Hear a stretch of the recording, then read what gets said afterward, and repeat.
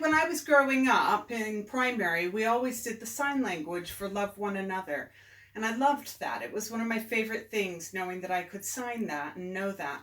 Then when I moved here to the United Kingdom and living in Wales, I found myself wanting to sing that song and teach that song to my children. But of course the sign language is American Sign Language that's in the songbook. And I searched and searched and searched and couldn't find anyone that had done the British Sign Language.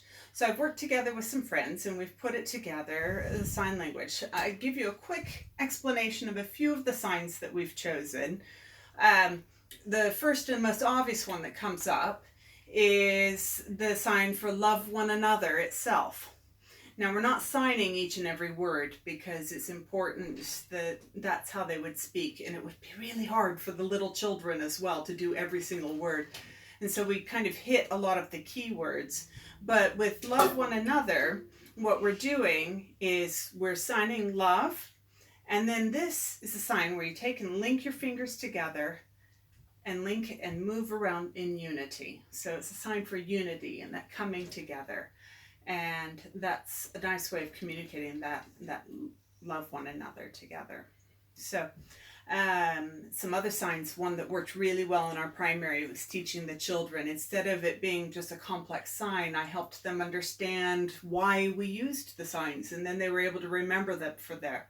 So for instance, one of the favorites is to talk about the word disciple, which was tricky to remember until we stopped and explained it to the children and said, look, we've got Jesus here.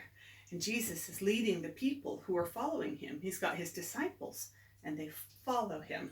And so as we do that, the kids could always remember. That's one of the favorite signs now. And so what could have been a tricky sign became one that actually made lots of sense and that the children loved to remember.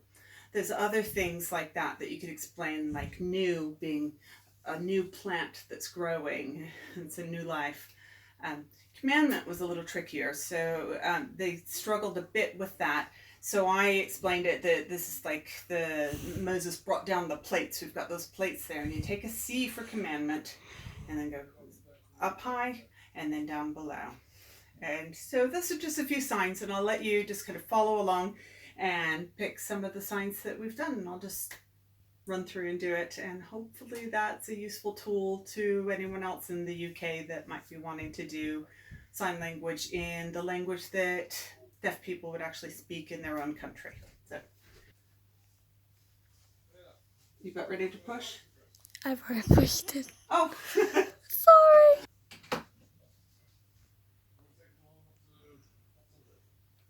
And it's not going. Just a second. Pause it.